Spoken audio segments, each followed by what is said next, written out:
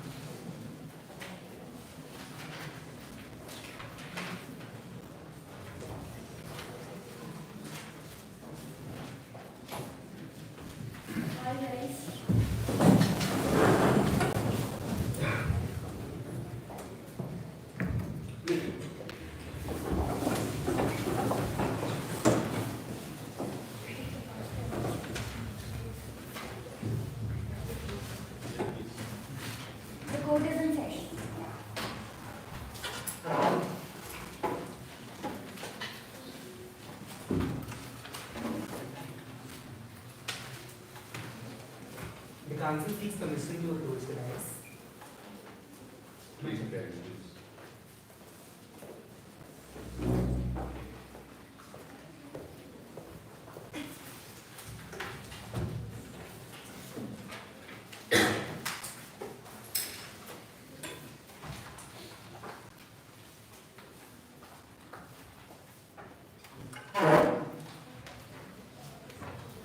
Am I audible to the honorable bench? Much obliged.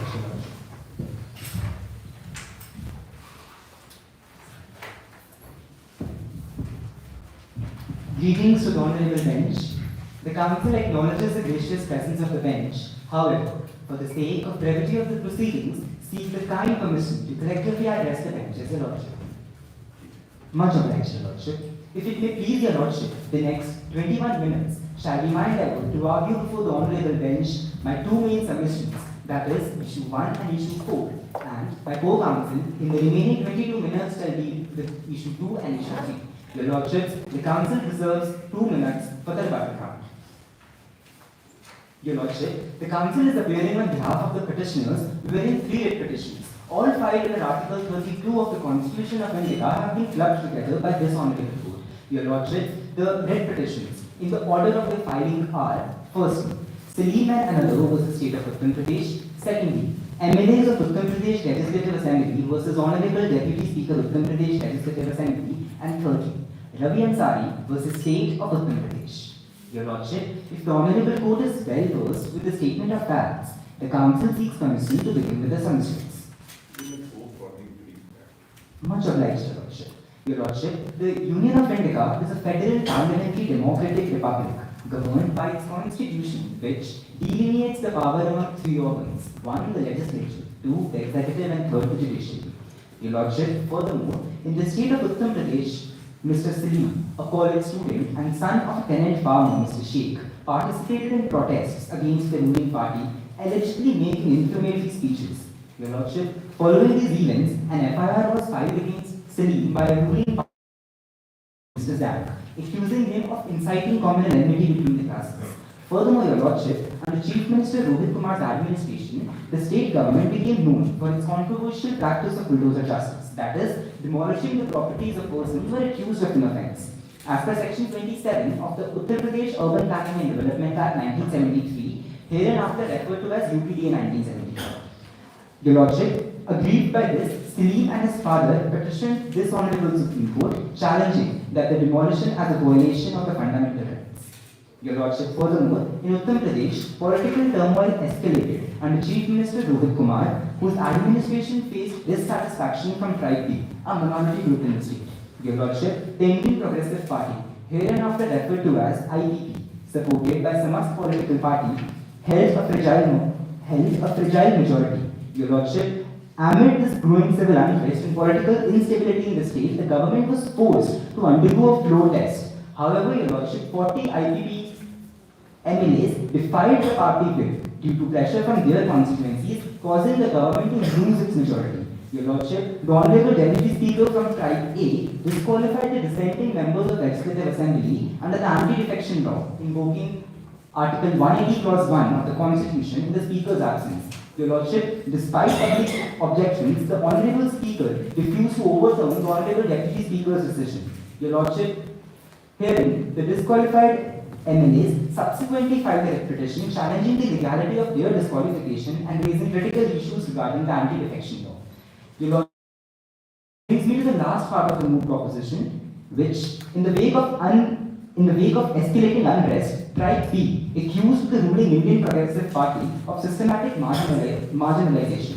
Your Lordship, in response to this, the government invoked the Unlawful Activities Prevention Act, hereinafter referred to as UAP in 1967, classifying some of the protests as unlawful and labeling certain Tribe B leaders as terrorists. To be more specific, Mr. Ravi Ansari. Your Lordship, Ansari filed a writ petition challenging his arrest and seeking bail, arguing that his speech was misinterpreted and the charges were fake. Your Lordship, if the Honourable Court is now well versed with the statement of facts, the Council seeks permission to begin with the submissions.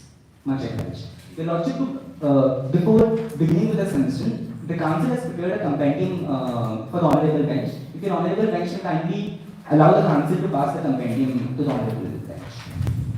Much obliged.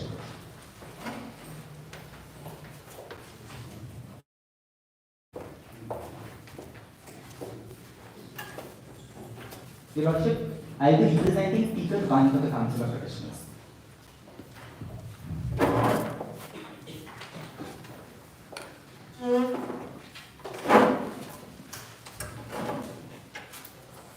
Shall I begin, Your Lordship? Much obliged.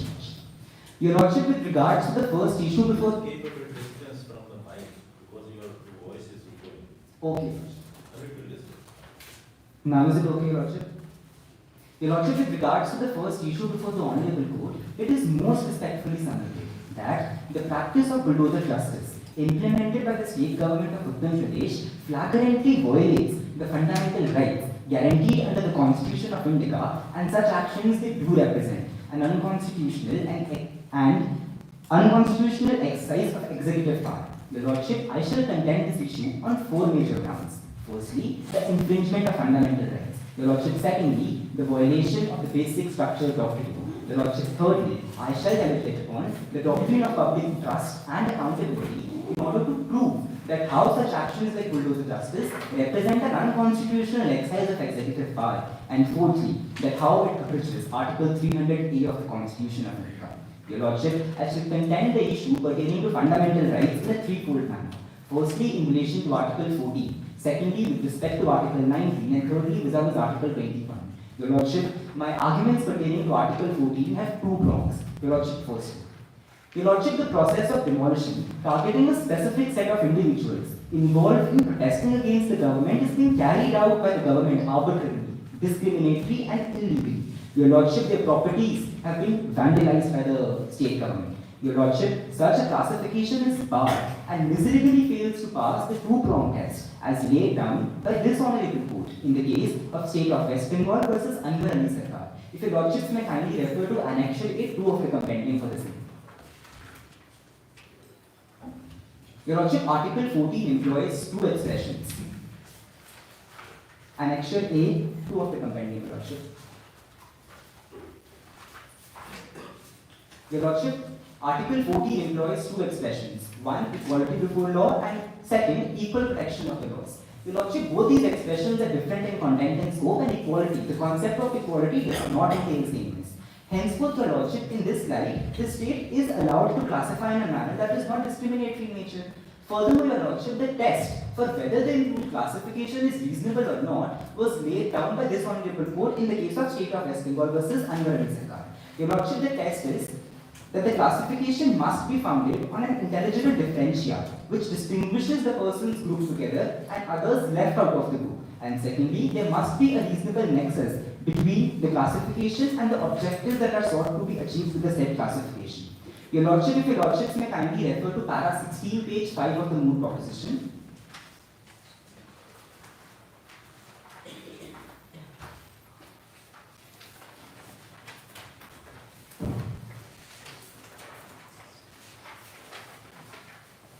Para 16, page 5 of the Moot proposition, Your Lordship.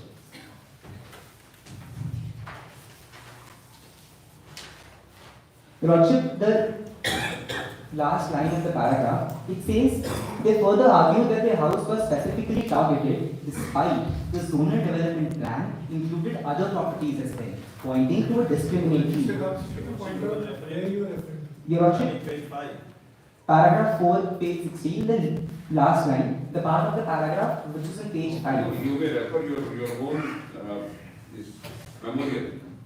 Your Lordship, I am referring to Moot proposition. You are referring your paper book or you are referring any Your Lordship, I am referring to Moot proposition. Which page? Para 16, please. Your Lordship, para 16, page 4, the last line of the paragraph, it says they. The last line, at the extreme They right. further argue that. Yes, Your Lordship.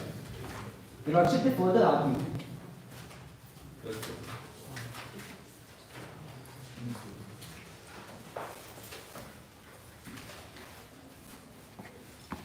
Yes. Your Lordship, it says, they further argued, page 5, Your Lordship, the top of the page, they further argued that the home was specifically targeted despite the zonal development plan included other properties which clearly and very evidently points to a discriminatory action by the state. Your Lordship, the second prong of my argument is the doctrine of manifest arbitrariness. Your Lordship, this is something which this Honorable Court in the landmark judgment of Shara Banu was Union of India performed. Your Lordship, manifest arbitrariness must be something done by the legislature capriciously, irrationally and without an adequate determining principle. Your Lordship, in order to establish that whether a provision lacks an adequate determining principle or not, we have to establish that its purpose is not in consonance with the constitutional values. Your Lordship, furthermore, in order to establish that whether the purpose is in consonance with constitutional values or not, two aspects have to be looked upon. Your Lordship, one, the ostensible purpose. Your Lordship, ostensible purpose is something which the state claims it to be. Your Lordship, second, the real purpose. Your Lordship, real purpose is something which is for this Honorable Court to decide based on the given facts and circumstances. Your Lordship, if Your Lordships may kindly refer to the Moot proposition, para 7, page 2.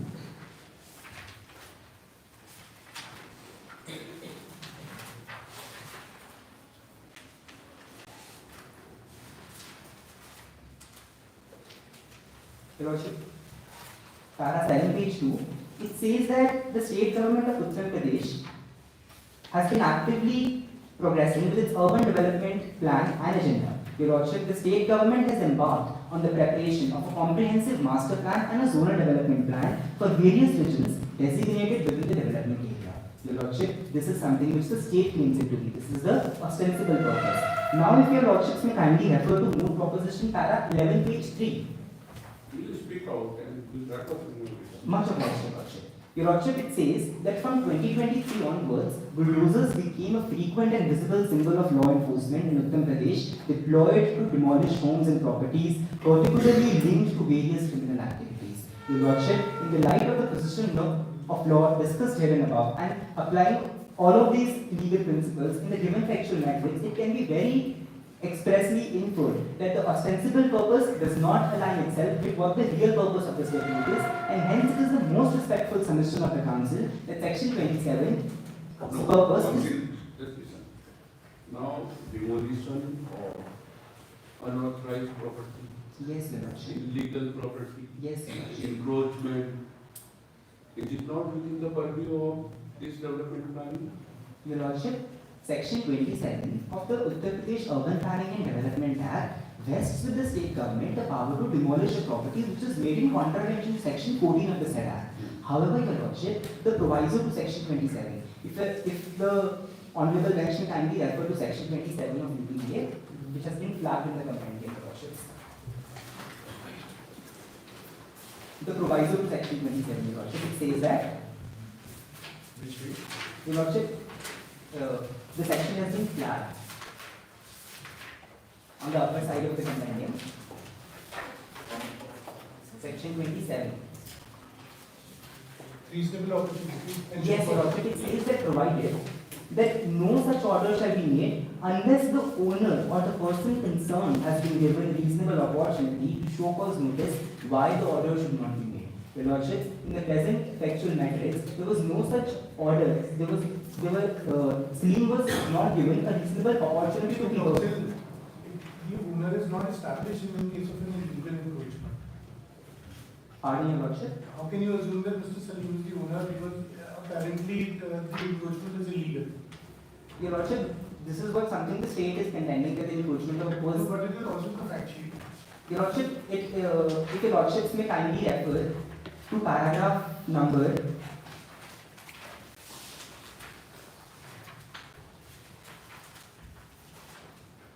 Your Lordships, if Your Lordships may kindly refer to page 4 of the Moot proposition. The top of the page, it says that on this particular day, Page 4. yes, Your Lordship, page 4, top, Your Lordship. What is the paragraph? Paragraph 13 is being continued on this page, Your Lordship. The part of the paragraph 13, which is on page 4. It says, on this particular day, the authorities allegedly acting the direct instructions of Chief Minister Rohit Kumar arrived at the ancestral home of Mr. Salim, which was in a deteriorating state. Your Lordship, the expression used here is in ancestral home. Henceforth, Your Lordship, Salim was the owner of the property, is what the council is inferring from the expression used in the Moot proposition, ancestral home. Your Lordship. Ancestral It home does not satisfies the question. necessarily imply that he is also the owner. Your Lordship, this is what the council is inferring from the expression ancestral home. If it satisfies the question, Your Lordship. Much obliged, Your Lordship. No, it's not only ownership. If it is encroachment, if it is illegally constructed, Yes. if it is constructed without passing the map from the authority, Yes. all found within that one. Your Lordship, whatsoever the case may be, whether the constructions are illegal in nature, whether the constructions are legal in nature, Section 27 mandates the state government to issue a notice. Your Lordship, this, yes, Your Lordship. The point which is being made is, you refer to page 5, saying that despite the zonal development plan include other properties. Yes, Your Lordship.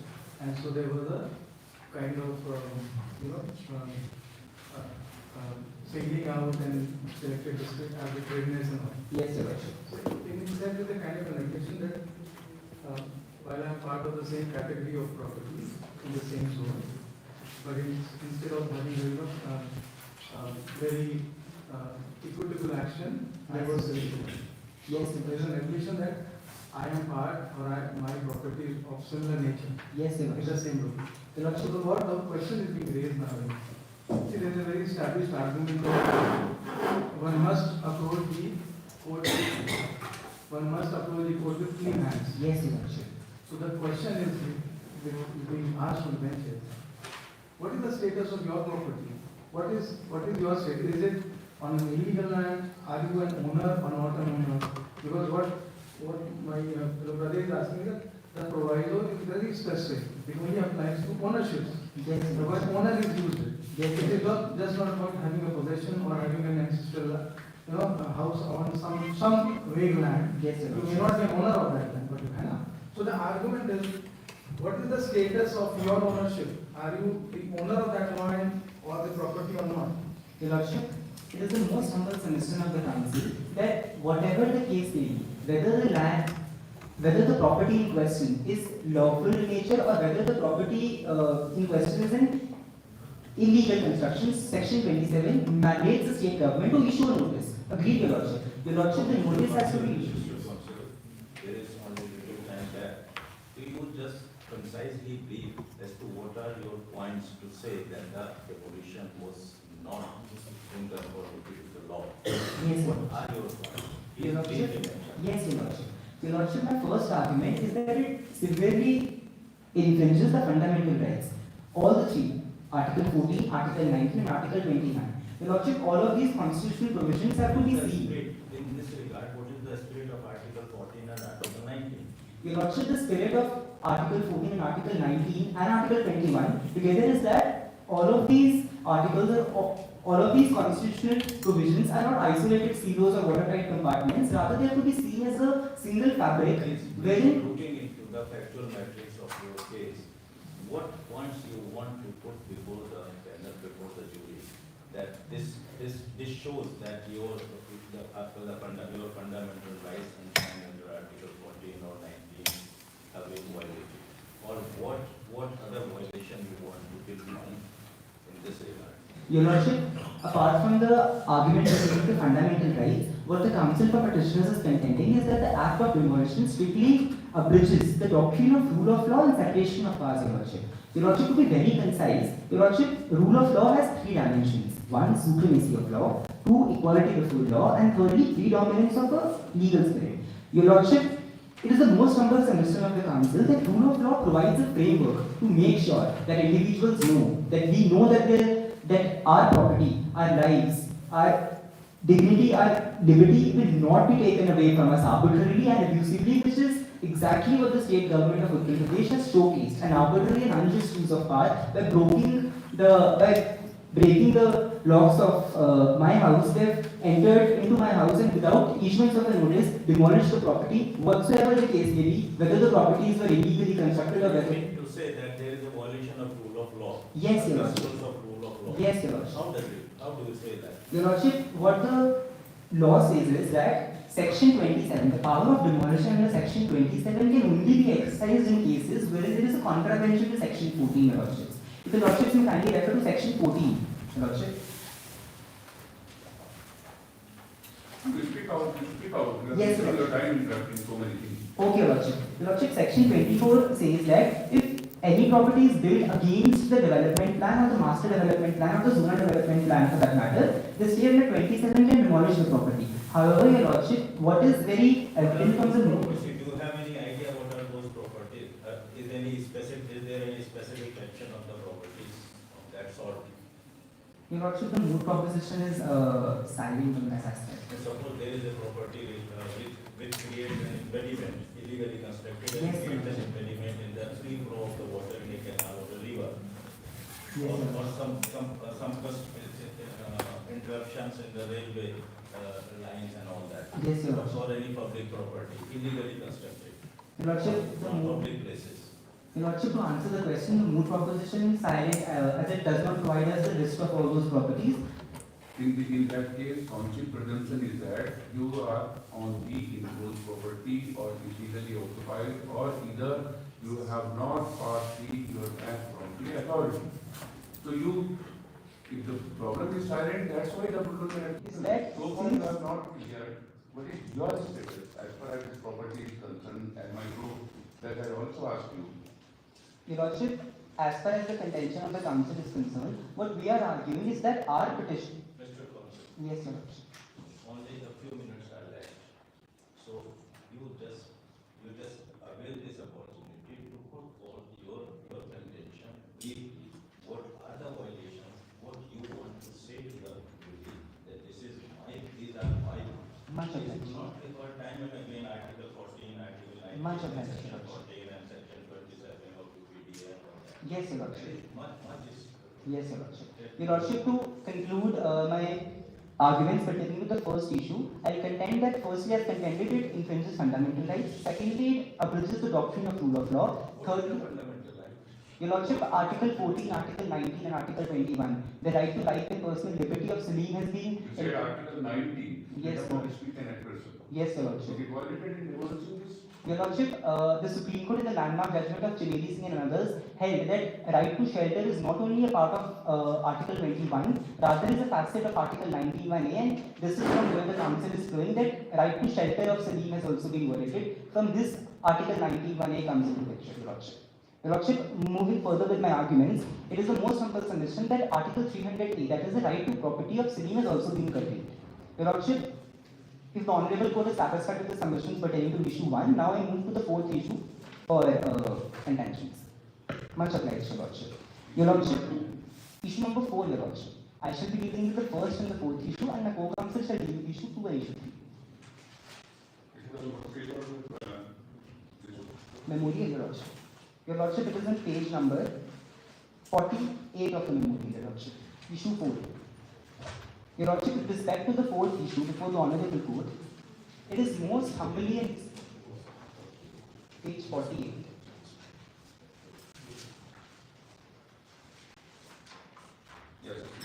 Your Lordship, it says, with respect to the fourth issue, it is humbly submitted before the Honorable Supreme Court of India that the broad definition of unlawful and terrorist activities under the UAPA Act 1, 2, the denial of bail, and third, the prolonged pre-trial detention without formal charges is not in consistence with the protection of fundamental rights. Your Lordship, I shall contend this issue on 4 major grounds. Firstly, ambiguous provisions of UAPA. Your Lordship, the Council seeks extension of time for contending issue 4. Much obliged, Your Lordship.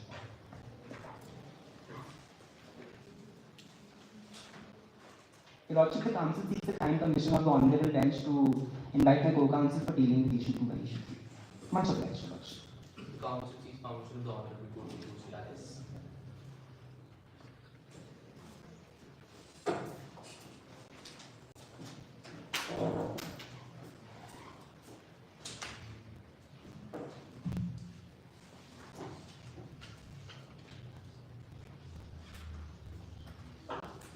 Am I audible to the Honorable Bench, Your Lordship? Yes. Much obliged, Your Lordship. Your Lordship, I believe my co-counsel was able to justify his contentions before this Honorable Court. Your Lordship, the Council seeks further permission to continue with my contentions. I will be dealing with issue 2 and issue 3 in the present Moot law. Your Lordship, the issue 2 simply states that whether para 2, clause 1, b of the 10th schedule of the Constitution, right to represent one's constituency given under extraordinary circumstances such as widespread civil unrest and political instability. Your Lordship, the Council humbly contends that para 2, clause 1, subclause b of the 10th schedule is in complete violation, Your Lordship. Your Lordship, the 10th schedule was inserted in the Constitution of India by the 52nd Amendment of 1985, Your Lordship. Your Lordship, which provides for the disqualification of members under para 2, Your Lordship. Your Lordship, para 2 serves disqualification. All right. Before you go to that, Yes, Your Lordship. this bench would like to know from you, what is the aim and objective behind inserting Amendment 52? Come on that. Sure, Your Lordship. Your Lordship, the aim of the 10th schedule and the amendment mainly was to curb the evil political defections that exist in the legislature in act of if they want to shift their party allegiance to one another, that is para 2 clause 1a, and Your Lordship, is para 2 clause 1b, which is the main issue here. It says that if he abstains from voting or even if he vote against the party directives, then he becomes disqualified, Your Lordship. Your Lordship, the aim is clear, Your Lordship, but here the Council is contending that Your argument should be under the backdrop of aim and objective. yes, Your Lordship. Your Lordship, the remedies provided for the schedule are such that their application could undermine the very ideals that were meant to uphold by the Constitution, Your Lordship. Your Lordship, this situation, in this situation where the cure is worse than the disease, therefore, while the intent of the 10th schedule is to maintain the parliamentary integrity, its execution may contradict its purpose as it risks harming democratic values rather than safeguarding them, Your Lordship. The basic purpose was to safeguard the values, Your Lordship, but it is harming on the other side, Your Lordship. Your Lordship, moving on to my first sub-issue with regards to this contention, that is the MLA's responsibility to act righteously for their constituents, Your Lordship. Your Lordship, when we talk about the election of MLAs, they are given a particular seat by a particular party, and on that seat, they further gets elected by the constituents of that state. That state shows confidence in the MLAs that they will represent them. They will give justice to them. They will provide such rights to them through him. They are sort of representing them in the legislature. The constituents are being represented by the MLAs in the legislature to them, which they elect. But is what is their prime duty under constitution? Have you gone through the entire, this paragraph, this para 2b? Yes, Your Lordship. Is the rider, Your Lordship. there is the rider in that, read it out. Sure, Your Lordship.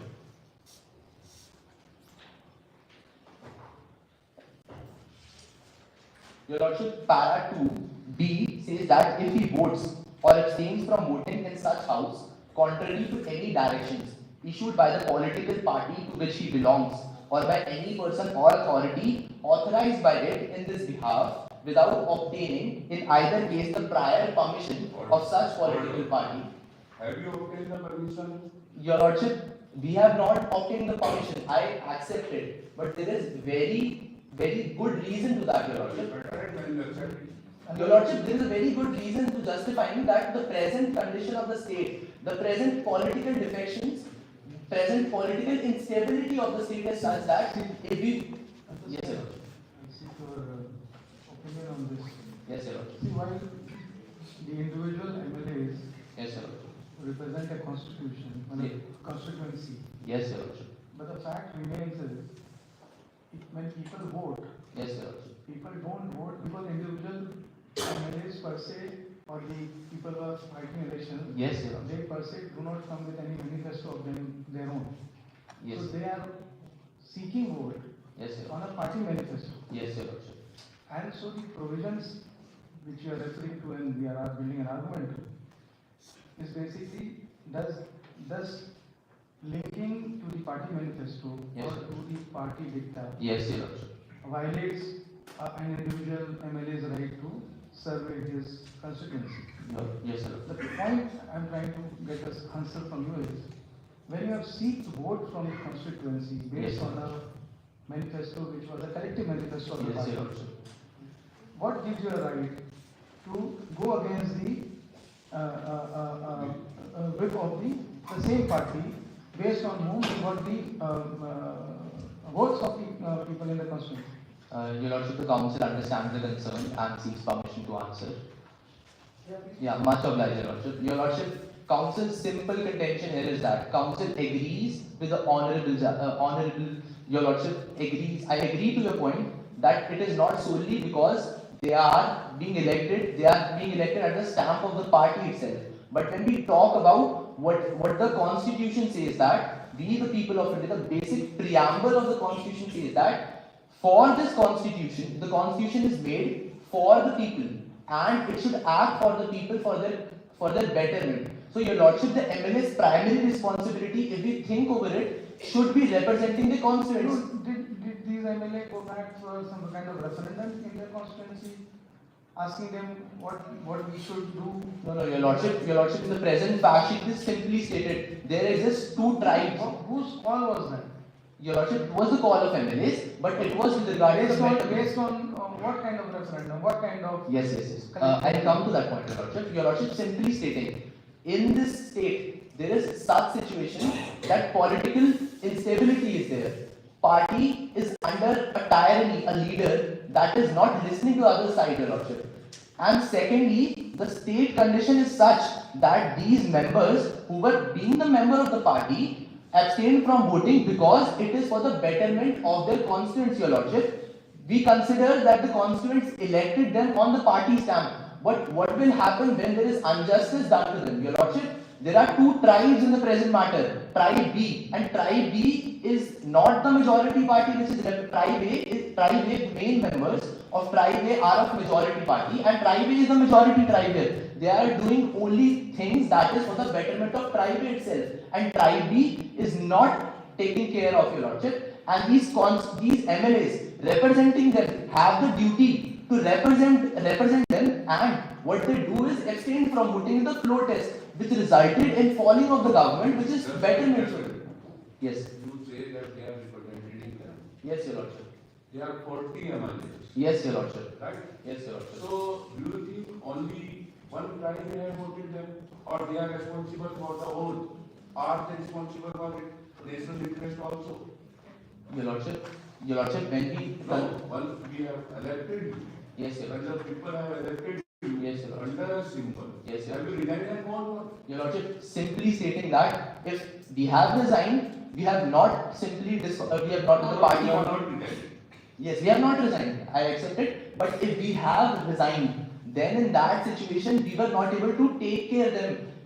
We abstained from voting from their perspective, Your Lordship. That's why we have moved to this honorable court to provide justice, Your Lordship. If the justice would be given at the legislature, Your Lordship, then it would not have been the problem, Your Lordship. The present condition, the political crisis, the UN cry of the state is such that they are being underrepresented. Your Lordship, what will a common man do when no one is hearing him? So it is the MLA's duty, and they acted in the best interest. And why are they facing problem now? Your Lordship, they are simply challenging the decision of the speaker, and not only the speaker, it was the deputy speaker who disqualified them.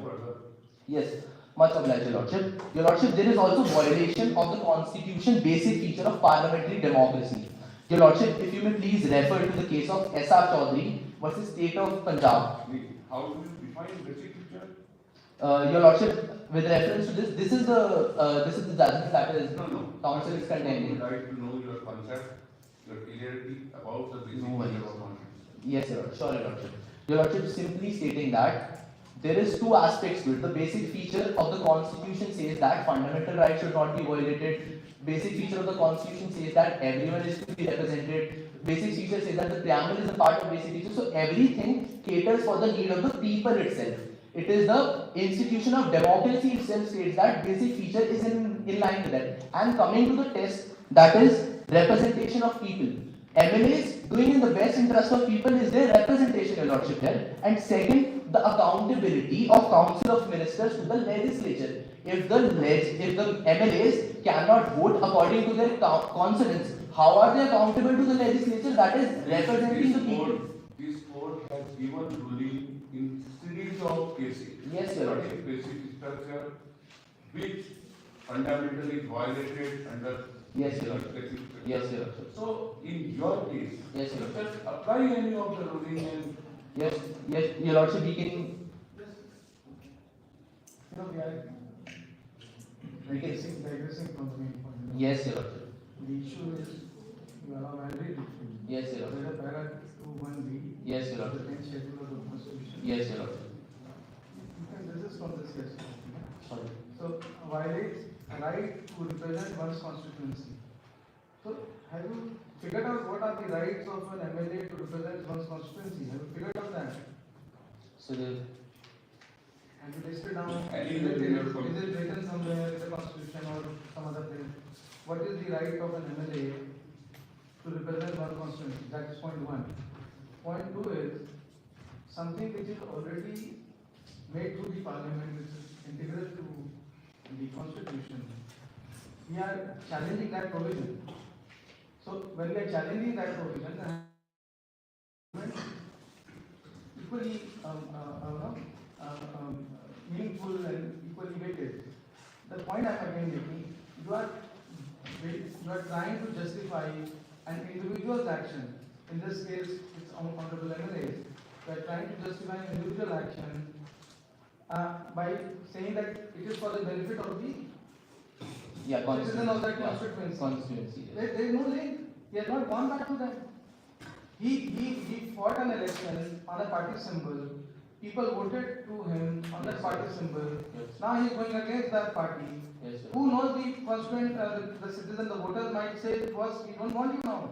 Who, from where did he get this extra power or extra mandate to change his stance midway in his tenure and justify his actions saying that, Your Lordship, my main point being, we were required, para 2 says that we should take a prior permission of the party members if we are going against the party or are abstaining from voting. not of the party. From where you are taking?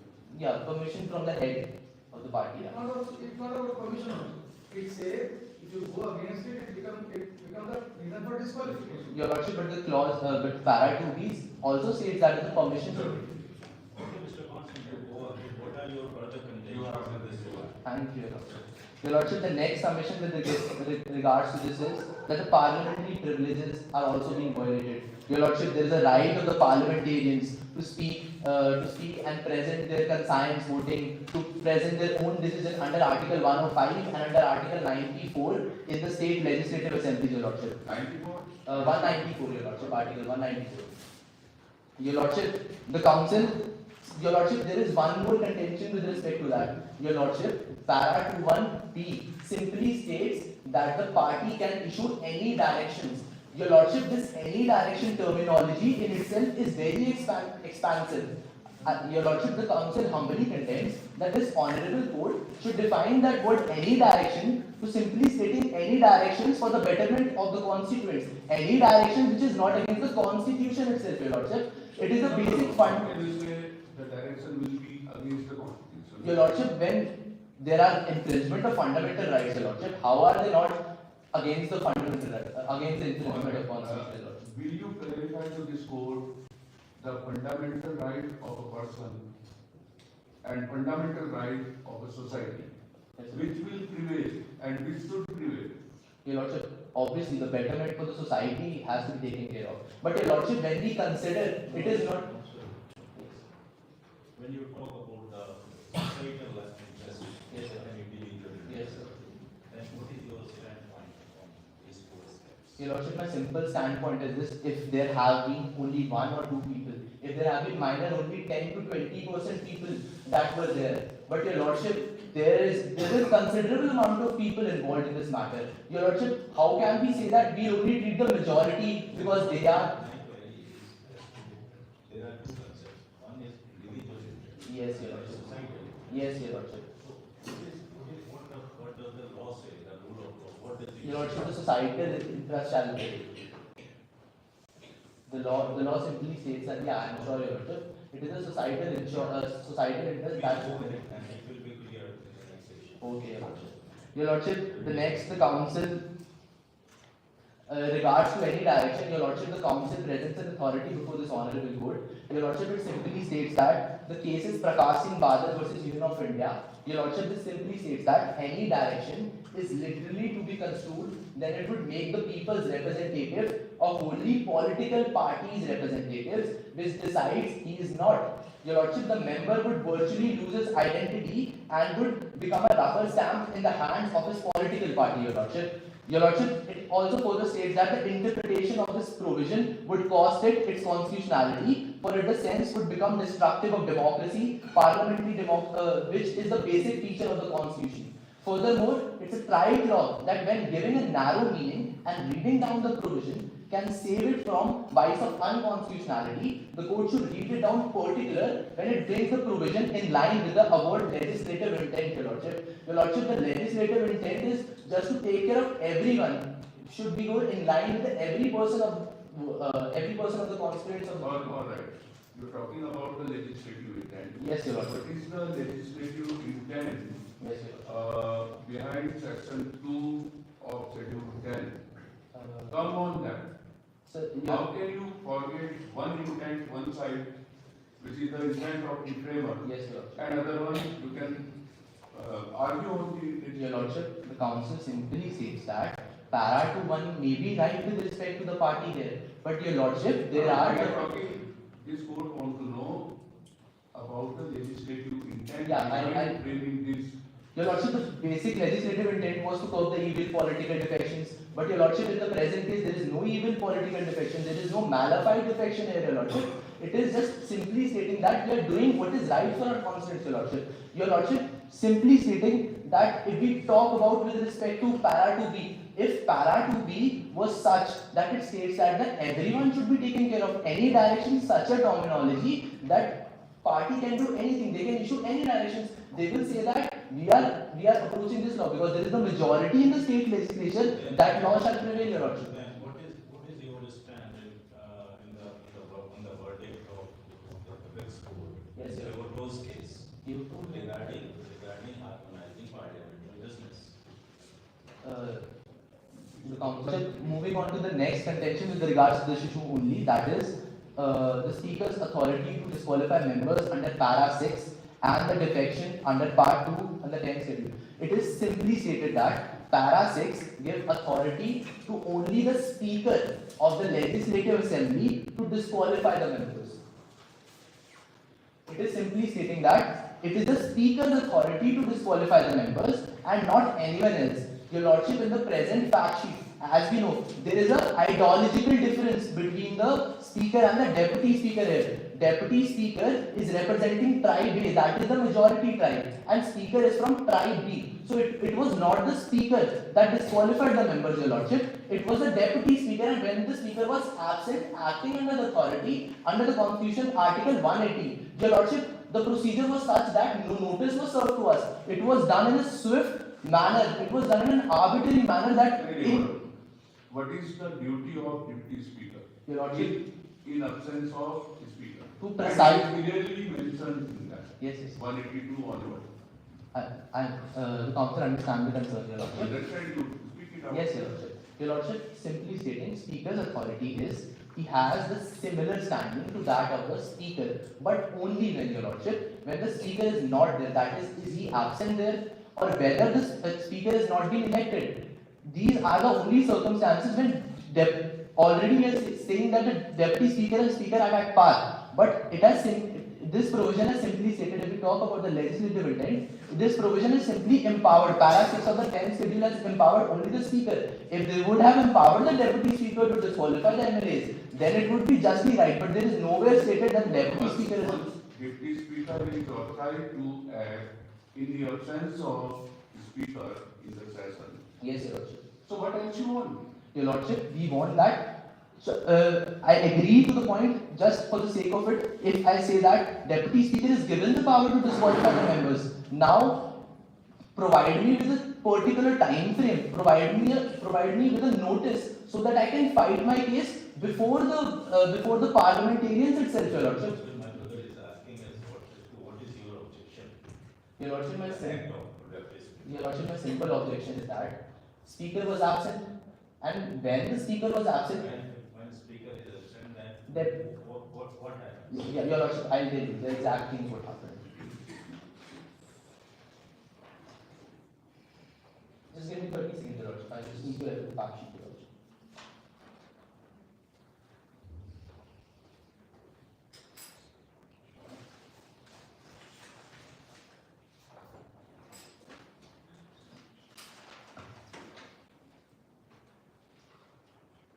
Your Lordship, para 28 of the fact sheet. In absence, where reading of the fact sheet, Your Lordship. In the absence of Speaker, on a subsequent day, the Deputy Speaker, who belonged to Tribe A, invoked Article 180 of the Constitution to disqualify the dissenting MLAs. Next, the decision was executed promptly. That day only where he was absent and reflecting the urgency in his situation. Your Lordship, there is political maneuvering to it. Come on that. You are reading proposition, you read the legal position also, duties of Deputy Speaker. Okay? Do you think that they should give 3 days time to... Your Lordship, certain amount of time should be given, if not 3 days, Given to whom? to the Speaker, to the MLAs to justify their contention, Your Lordship. Without notice, how can we say that we Legal position is very clear. Yes, Your Lordship. Your Lordship, the legal position has also loopholes in it. Any direction is a terminology that will state that I'll do the murder and you have to justify and sign it according to it. Your Lordship, there needs to be certain situations that justify it, Your Lordship. The legal position is, the council is humbly contending that it is challenging the legal position of the 10th schedule here as well, Your Lordship. Your Lordship, moving further with the contentions, Your Lordship. You are challenging power and procedure also of Constitution? With respect to Your Lordship, if Your Lordship may kindly say. Good. Point is, Yes. it may not be of our liking, Yes, Your Lordship. the way it was done. Yes, Your So Lordship. that, again, the question is, whether the current position is constitutionally valid or not. Your So Lordship. we may not like it, Okay, Your we may not like the urgency, Yes, Your Lordship. we may put some malice intent to it. Yes, Your Lordship. But was it constitutionally valid or not? Your Lordship, As that. per the prescribed procedure, Your Lordship. was it constitutionally valid or not? Your Lordship, No, simply. no, yes or no? Yes, but Your Lordship. But Your Lordship, constitutional validity is the main challenge here, Your Lordship. We are also challenging the constitutional validity along with the dissenting MLAs being disqualified. Your Lordship, so this honorable court can give in direction that they can certain reforms in para 2B as well, so that when the next time such situation arises, it would not be the matter of this concern that every tribe or the minority tribe is not represented, Your Lordship. That is a simple contention, Your Lordship. Your Lordship, the Council, moving on to the further submission, simply states that referring to the Honorable Court case of Keshwa Megha Chandra, Honorable Speaker of Manipur Legislative Assembly, Your Lordship. Annexure 15, Your Lordship, of the compendium. Your Lordship, the Honorable Court ruled that the time has come that the Parliament have to rethink whether the disqualification petition ought to be entrusted to a Speaker as a quasi-judicial body when such Speaker continues to belong to a particular political party, either de jure or de facto. Moreover, the court stressed on the point that the Parliament may seriously consider amending the Constitution to substitute the Speaker of Lok Sabha and the Legislative Assembly as arbiter of disputes concerning the disqualification which arise under the 10th schedule with a permanent tribunal head by a reiterated Supreme Court judge, retired Supreme Court judge, retired Chief Justice of High Court or any other independent authority to ensure that such dispute is decided by the body swiftly and impartially, thus giving real teeth to the provision contained in the 10th schedule, which is so vital for the proper functioning of the parties, Your Lordship. Your Lordship, simply stating, if the Speaker leaves their political party, if they leave their political affiliations and then judge their MLAs on the ground that they are disqualified, then it would be justified. But Speakers are retaining the position, they are still in affiliation with the political parties. So how can we say that there is an independent judgment? Your Lordship, the Council seeks permission for the extension of time. In 30 seconds, you have to reply the question of this. Sure, Your Lordship. Alright. So you mean to say in the democracy, Yes, Your Lordship. the procedure of electing a post is failure? Your Lordship, we can say that the law is ever evolving. And we can say that the previous in the Bharati, everything, the landmark judgments which involve. One more that one. Sure, Your Lordship. Your Lordship, is ever evolving, and there can be some procedural flaws in the laws, and that's why we are in front of this honorable court to state that there are procedural flaws. So our main contention is procedural flaws should be taken care of, and due to that procedural flaws, we have suffered that loss. Your Lordship, simply stating, if we involve three pillars of the democracy, the executive, the legislature and the judiciary, all in the authority to appoint the Speaker and the Deputy Speaker, respective to the condition. Alright, thank you. Just one point, Your Lordship. Thank you, Mr. Lawrence. Okay, it was pleasure arguing with this honorable.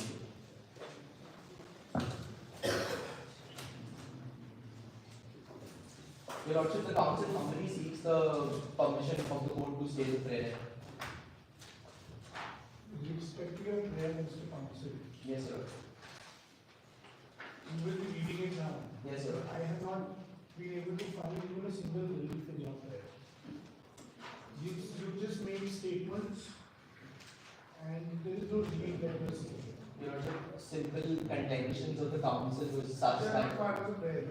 Contentions come in the arguments. Your Lordship, agreed, Your Lordship, but the contentions were such that they are in line with the statements, Your Lordship, and I will contend my contention. I will speak my contention. What are we praying for? I will speak here, Your Lordship. It is not, if there is a possibility, there is not just mentioning of it, Your Lordship. Your Lordship, the prayer is, therefore, in the light of issues raised, arguments advanced, and authorities cited, it is humbly prayed before this honorable court, may be pleased to adjudge and declare that the practice of bulldozer justice implemented by the state government of Uttar Pradesh violates the fundamental rights that are the Article 14, Article 19, Article 21 are being violated in the Constitution of India, and such actions represent an unconstitutional exercise of executive power which they did in the case of Mr. Salim, Your Lordship. And with regard to the second part, that is the para to be, there is procedural loopholes in that, Your Lordship, and the 10th schedule of the Constitution violates the rights to represent one's constituency in extraordinary circumstances such as widespread civil unrest and political instability. Your Lordship, with regards to the election procedure of Speaker and the Deputy Speaker, the current procedure for the election of Speaker and the Deputy Speaker of the Legislature. Come on, This is the prayer only, Your Lordship, bare reading of the prayer. assembly is not constitutionally valid. And the last part of the prayer is the broad definition of unlawful and terrorist activities under the Lawful Activities Prevention (UAPA). The denial of bail and prolonged pre-trial detention without formal charges are inconsistent with the protection of fundamental rights and or pass any other order, direction, or relief that it may deem fit in the best interest of justice, equity, good conscience, and for this act of kindness, petitioner shall be duly bound to fulfill. It was pleasure arguing with this.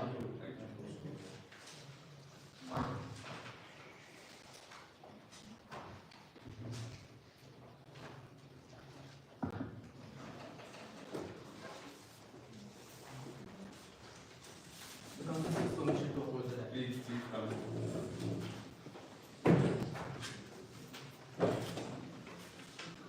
Greetings to Lordship. The council seeks permission to address the bench directly as your Lordship. Much obliged, Lordship. This is the council representing the estate in the case of Mr. Salim and others versus state of Uttar Pradesh and others, your Lordship.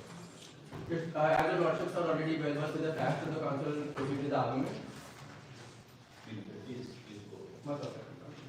The case at hand before this honorable court concerns the alleged violation of fundamental rights of the people of the state of Uttar Pradesh, interpretation of 10th schedule of the Constitution, and the provisions of Unlawful Activities Prevention Act and ancillary issues, your Lordship.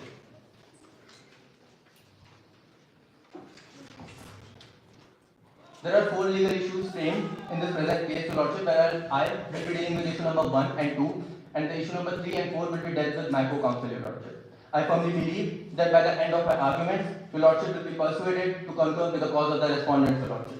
Both of the counsels will be taking 20 minutes each, with 5 minutes being reserved for surreptitious round. Your Lordship, the first issue before this court is whether the practice of bulldozer justice implemented by the state government of Uttar Pradesh violates fundamental rights guaranteed under the Constitution of Any issue of jurisdiction?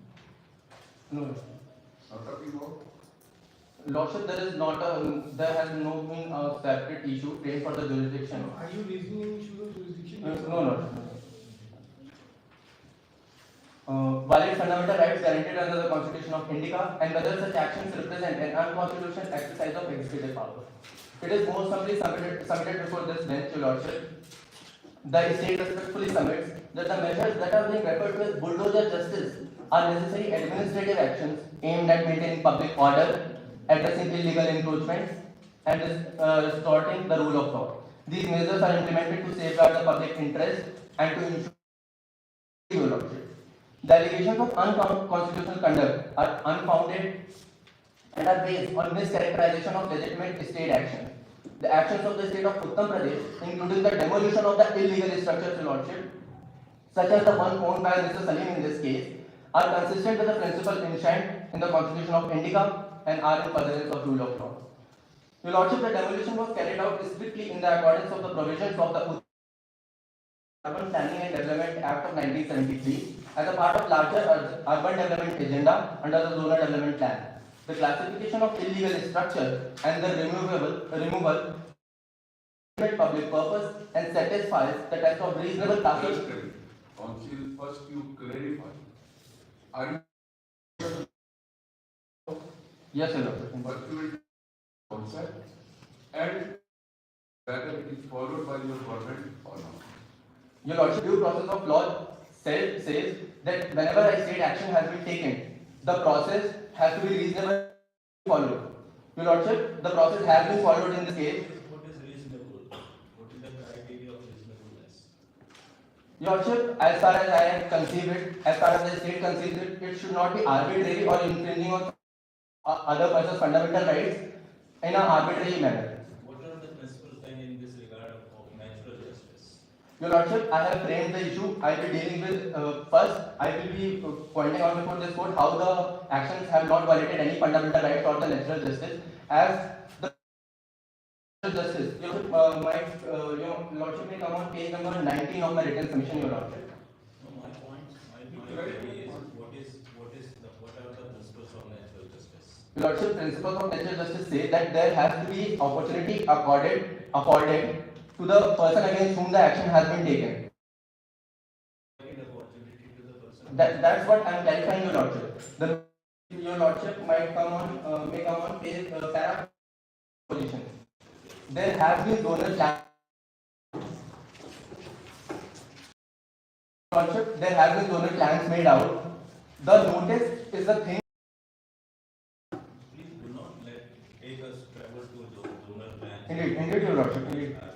All I'm saying, there's a principle of My simple query is what are the principles of natural justice? Indeed. So you stated that opportunity of hearing should be given. Indeed, your lordship, it is there, but they also have to bow down to some reasonable restrictions, your lordship. Principle of natural justice cannot be given to anybody. They have some restrictions, your lordship. That's what I'm clarifying. So restrictions take the of general law, or general law has restricted in certain dimensions. First place, the concept of law is that in the first place there has to be a general concept of law. We are a welfare state. Indeed. Then, as executive, earlier, government, legislature, or the judiciary may put certain restrictions in the larger interest of all. So, what is your standpoint on this regarding the violation of principles of natural justice? Your lordship, none of the natural justice principle has been violated. Your lordship might see para 15 of the proposition. No, do not make us travel to these paragraphs of your casebook. You simply tell us as to what are the principles of natural justice and whether natural principles of natural justice comply. They have been complied with, your lordship. If I could just add one question to his lordship's question, as a supplement to that same the provision to section 27 provides for show cause provision, and that is not only restricted to the owner but also provides for any other concerned person. And you cannot deny that Salim was not a concerned person. First, secondly, your act came only in 1973, and the fact sheet clearly states that this is the ancestral house of Mr. Salim. So they can see the ancestral predated even the 1970 Act. Under section 10 and section 11 of the Act, that was one subsequent to the ancestral house existed before 1973, before even your zoning started under section 10 and 11. And how will you not invoke the mandatory provision under section to section 27? Indeed, your lordship. Notice an opportunity to be heard, but if the notice and opportunity to be heard is obstructing the taking of prompt action, especially the action of a preventive or remedial nature, right of prior notice and opportunity to be heard may be action. That has already been dictated by your lordship in the case of Manka Gandhi. Then the case of SEBI versus AS Limited also says. But in this case, there is what lordship has said exactly on the same line I am saying. Apart from the principle of natural justice, there is also a statutory requirement under the provision of section 27. Indeed, your lordship. When there is a statutory requirement, what the government is doing, as soon as they find out an illegal structure, to prevent the misuse of legal loophole, a prompt action need to be taken. The government cannot. Ancestral house, Mr. Counsel, it was not constructed today. Indeed, your lordship, if it is an ancestral house, the proposition also says that the house was in very deteriorating state. Just an example, your lordship, if a person is walking on a way and the house falls on that person. No, Mr. Counsel, you are mingling up so many things in a way. Number one, deteriorating condition. If the property is in a dilapidated condition or deteriorated condition, then what is the law on this? Your lordship, first of all, the property is illegal. It has been illegally constructed. Your lordship. How do you say that the property is illegal? What is the definition of illegal? Suppose I have purchased it and I have made certain constructions which are not within the conformity of the approved plan passed by the MDD. So, is my property illegal? Your lordship, the proposition clearly says that they did not have any legal documents for the tax file paper of their residence. It mentions in paragraph 15. They could not show even the legal documents of the property, your lordship, and the property has been held illegal. If they have the documents, they should have shown the documents at that time. They do not have any documents. So that property was being occupied by its occupiers, so-called owners, without any document, without any title. Your lordship, that is the concern here. Your lordship, just for example, if a public road. No, cite us examples. come to the factual matrix. You mean to say that Salim's house, Salim's parents or ancestors or Salim himself did not have any document of the title? No, Your Lordship, because they could not prove. They were not owners. Your Lordship, they could not prove. The proposition is very clear on this aspect that they When could. will they prove? What is the procedure of proof? Your Lordship, primer When we are a student of law. Indeed. What is the definition of proof? Where the things should be proved? Before the court, Your Lordship, completely agree. You are not given any proof. Your Lordship, that is what I am saying. When there is an urgent need, we cannot wait for the notice to be received. Suppose you are doing, again I am repeating that we are a welfare state. Suppose you are doing anything in the larger interest of the public, then you have to construct something, you have to start something. But demolition does not serve any purpose. Your Lordship, public purpose all. Immediate demolition does not serve, does it serve any public purpose? Indeed, Your Lordship, if there is a demolition, that's what I am saying. If there is a road and someone constructs a building over there, it hampers the public purpose. It is an ancestral house, which has been existing for a long time. Indeed, Your Lordship. If I may. And also, to your submission in paragraph 15, second last line, the reference is that they could not show, you arguing as if they did not show any document. Indeed. But that is not what it has been said. It says that they could not show all the documents and the tax file papers. So it cannot be presumed that they did not show any document, because the fact sheet says that they did not show all the documents and tax file papers. Your Lordship, but the illegality has to be answered. I have cited numerous case laws in a proposition. If something is illegal, it has to go away. What is the source for the goose? That's the source for the gander. We have to give way to the illegality. Illegality has to go. Mr. Counsel, Indeed. again you are referring the word illegal. What do you mean by illegal? In this regard, for this purpose, what is illegal? Your Lordship, the proposition just says, I don't want to travel outside of the proposition to answer the question of Your Lordship. I will confine myself to the proposition. The proposition just says that the But proposition says you come on that only, illegality may be of different kind, like. the proposition just said that the property is an illegal encroachment. Come on that statement. Encroachment. So And tax file. have you surveyed in that locality that there are others who have been illegally imposed on public land? Your Lordship, the proposition says that there have been a zonal plan. The proposition does not talk about the survey. Just one clarification, we are banking on the master plan and the zonal plan. If you look at the structuring, which the Indian Constitution provides, we have a supreme law in the Constitution, then you have statutes, then you have delegated legislation, and then you have these executive orders of kind, which is this master plan about. Right to property or person not to be deprived of the property is a constitutional guarantee. We are infringing that or taking away that right based on something which is more like an executive order or a master plan or something. And the only justification we are giving is of urgency. So, what urgency can a master plan have depriving somebody? And the court has, in many instances, very clearly stated that it's not only a constitutional right, it's a human right of an individual. So, I would like to hear what are the justification, a master plan being the basis of infringing or taking away a constitutional right of an individual. Your Lordship, all the state is contending. Your Lordship is right on the part of the zonal plan. But Your Lordship, all the state is contending. If the public disorder or some illegality is there, a prompt action needs to be taken. We cannot wait for them to misuse the legal loopholes or exploit the obstruction further. A prompt action needs to be taken.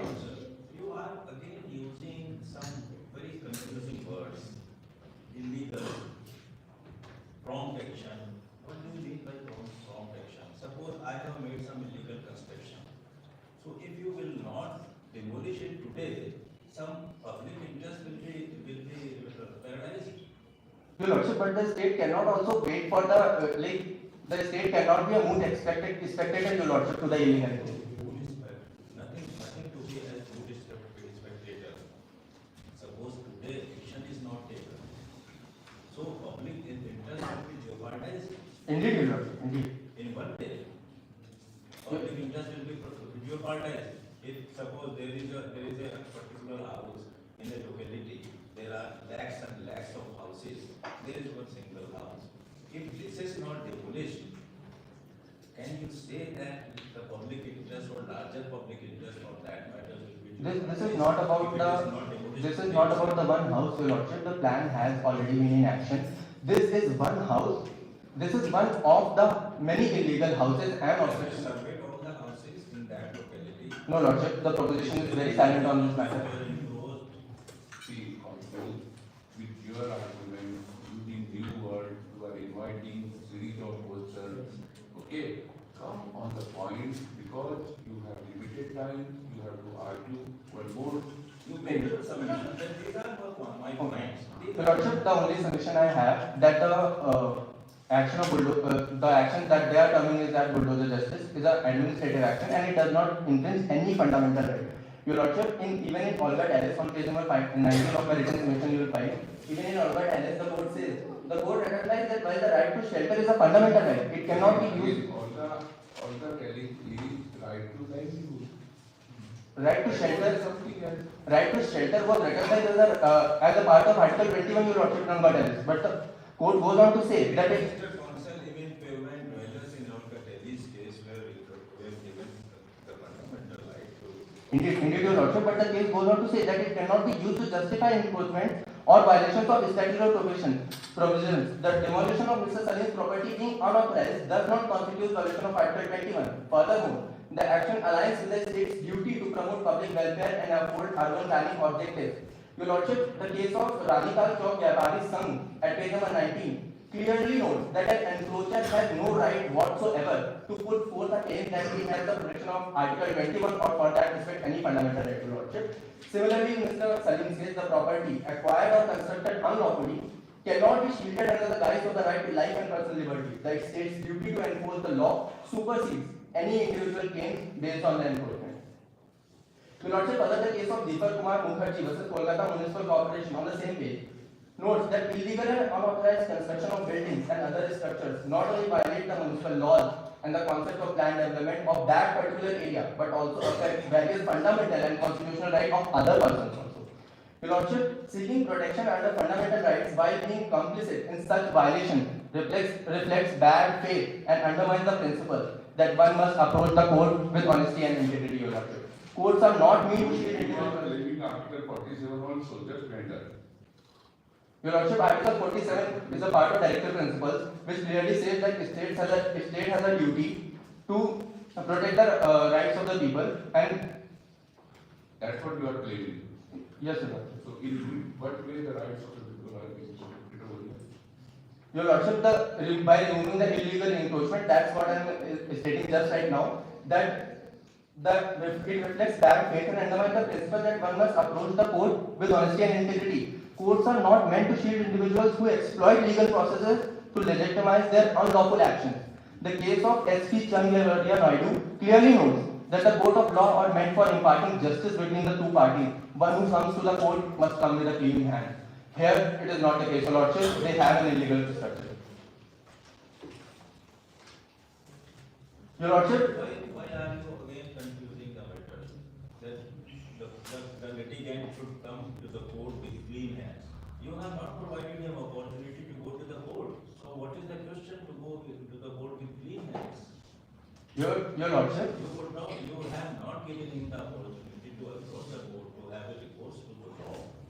So how can you argue what is the relevance of this point that the litigant should go to the court with clean hands? Your Lordship, here when they are coming, they are claiming they are filed. Why are you putting this contention? Please put your contentions, your submissions precisely. What are your points to justify your action? Mingle up things. What is the necessity of this argument to go to the court with clean hands? Another point, This is out of mind. Indeed, Your Lordship. Another point I would like to raise, the petitioner's contention is that the demolition was based on the FIR that has been registered against them, and that gives rise to whole of the situation. Your Lordship, the only contention of the state is that Mr. Salim's house bears no connection to the FIR against him and does not constitute extrajudicial punishment, Your Lordship, because demolition of a house is a civil administrative action. A FIR on a different context altogether. of be that as it may, on hate speeches, on slogans on government, whatever it is. It is on a different footing, your lordship. The contention of the petition does not stand here that the FIR happened. That is why. So you mean to say that there is no nexus at all between Indeed, indeed, your lordship. the law of FIR Indeed. and the demolition right? Indeed. Good. Another point the petitioner raised that the action that has been done with them violates the basic structure of the constitution, your lordship. Your lordship, if you see the case of Indira Gandhi versus Raj Raya, Justice Chandrachud clearly writes, the ordinary law will not have to be tested on the same veracity as a constitutional provision that for the application of basic structure doctrine. This is not even an ordinary law, your lordship. This is an administrative action. How can it be violative of the basic structure of the constitution, your lordship? Your lordship, if the lordships are certain. So, basic structure of the constitution can be violated under the garb of any existing law? That Government can do that? no, your lordship. That's not the contention of that case. That is what is colorable exercise. Your lordship, all I'm saying that the petitioner was contending that this is a violation of the basic structure doctrine. Justice Chandrachud clearly writes that the ordinary laws do not adhere to the same. They are not to be subjected to the same level of test. That is for the constitutional provision to law. So when our ordinary law is not subjected to that kind of degree, how can just a mere administrative action be subjected to that kind of degree that it goes up to violate the basic structure of the constitution? That's Again, one. Mr. Counsel, you have created a confusion in your submission. What can't be done directly Cannot be done indirectly. Can be done directly, you have supported. Because in sub-delegation, in power of delegation or sub-delegation, you can do that as an administrative order. You mean to say that that is not any law, that is simply an executive order that has no sanction. Civil administrative action. Anything in that regard. Civil. You mean to say that? So you The council never contended that, your lordship. Neither the state support the stats. The council simply submits that it does not violate the basic structure of the constitution as contended by the petitioners, your lordship. That's all the council and the state is submitting. If the lordships are satisfied, can I move to issue number 2, your lordship? I can't say whether I'm satisfied or not. How can I say that? Ultimately, the ball is in your lordship's courtroom. My point is to make submission. You are not playing tennis, ball is not here or there. Please go ahead. Sure. Lordship, I like to move with issue number 2. Whether paragraph 2B of the 10th schedule of the Constitution violates the constitutional right to represent one's constituency in extraordinary circumstances such as widespread civil unrest and political instability.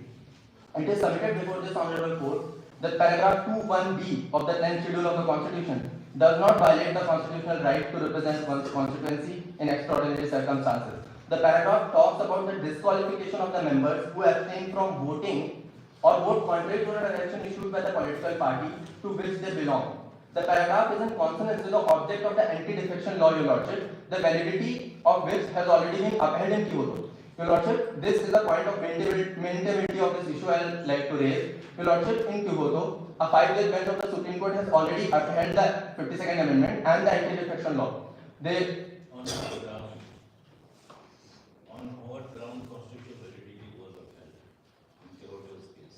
Your lordship, the court upheld the constitutional validity of all the provisions except for para 7 of the constitution which talks about taking the power of the judicial review. All I am saying that when the constitutional validity has already been decided by a 5-judge.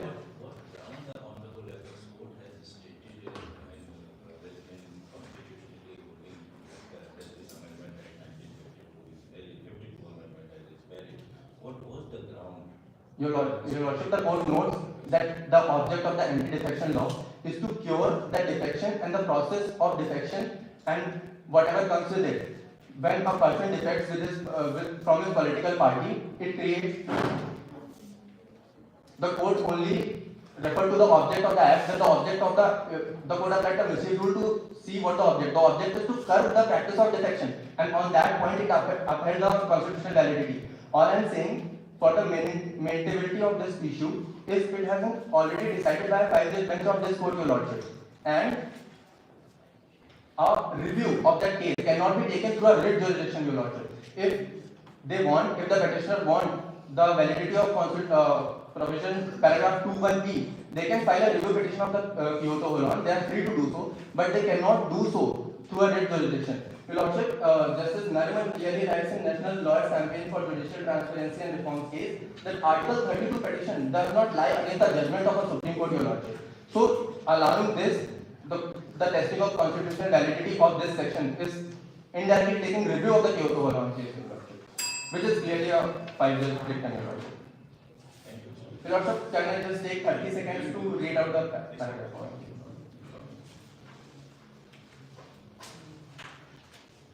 The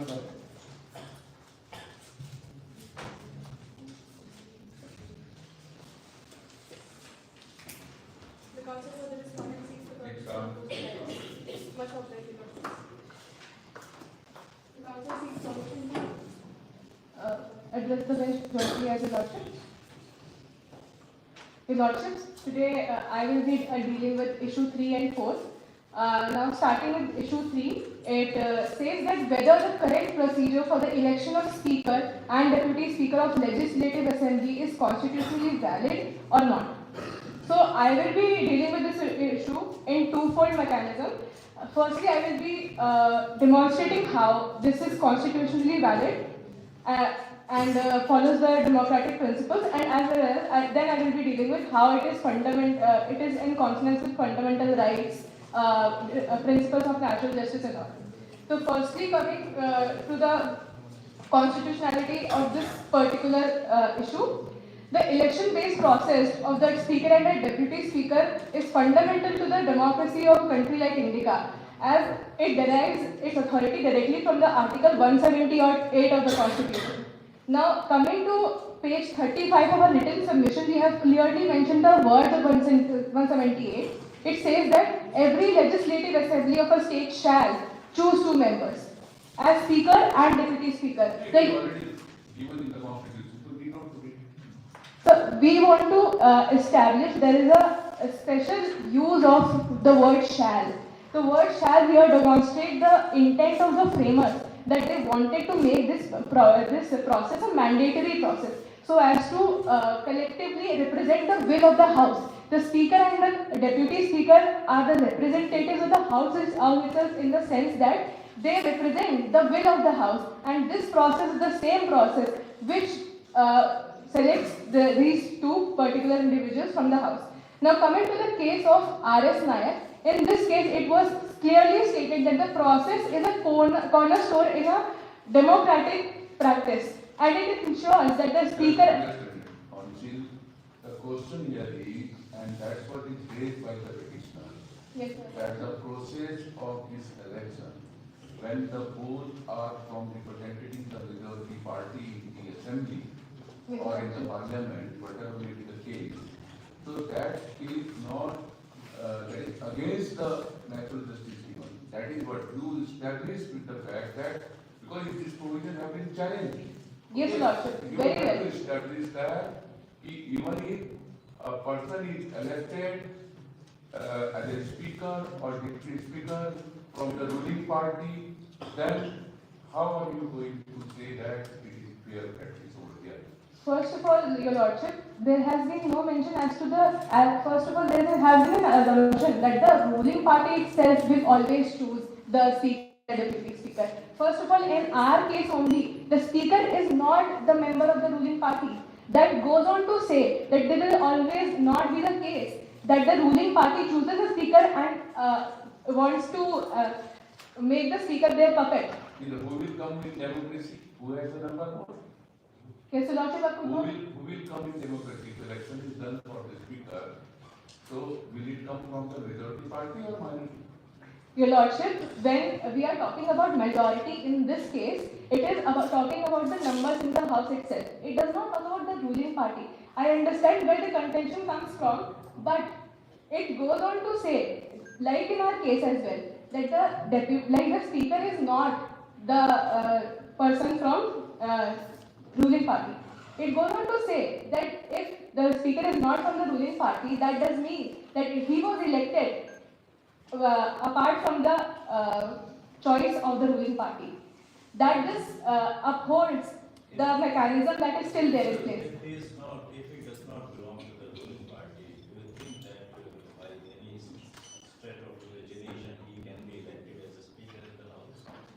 Your Lordship, it has been mentioned in the fact sheet itself that he was elected as a speaker.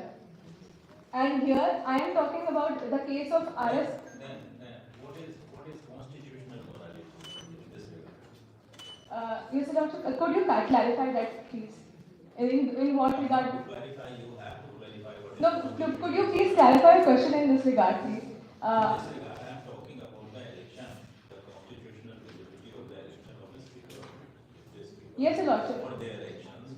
In this regard, what is the concept of constitutional morality? Your Lordship, I just mentioned that how in Article 178 itself, they basically represent the collective will of the House. What is the concept of constitutional morality?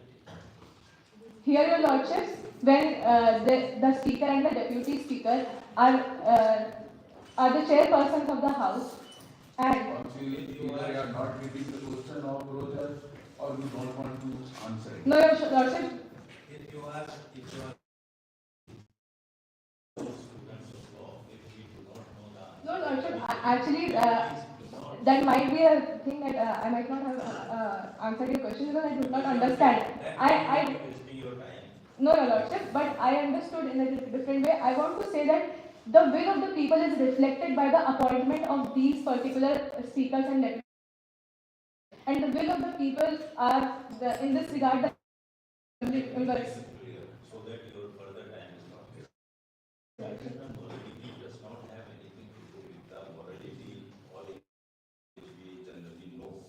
It is something like to respect the conventions, constitutional conventions. You know that in Britain there is no written constitution. Yes, Your Lordship. What they do, they respect, they do grace and dignity to the constitutional conventions, which convention is being held in their country for years together. Like they also have a provision, so there is no written constitution, but they have a provision, they have a convention that the speaker should be free, the speaker should be independent, judiciary should be independent, and they respect this convention.